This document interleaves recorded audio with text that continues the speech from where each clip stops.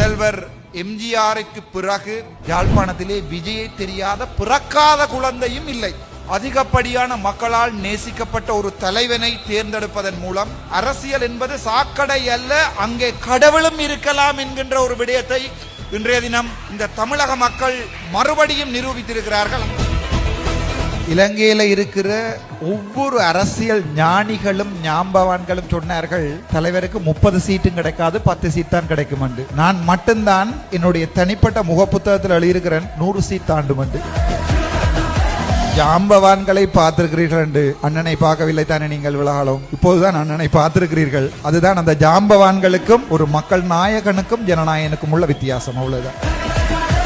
DMK கட்சியாக இருக்கட்டும், ஏடிஎம்கே கட்சியாக இருக்கட்டும், நாம் தமிழர் கட்சி தலைவர் சீமானாக இருக்கட்டும், எங்களுடைய வலிகளை இதுவரை இவர்கள் விற்றுத்தான் பிழைத்திருக்கிறார்கள். எங்களுக்கு மிகவும் வலிக்கிறது. ஆனால் எங்களுடைய முதல்வர் விஜய் அவர்களை பிடிக்குவதற்கு ஒரே ஒரு காரணம், இன்றை வரை தமிழனின் வலியை வித்து அரசியலுக்கு முதல்வர் விஜய் அவர்கள் வரவில்லை.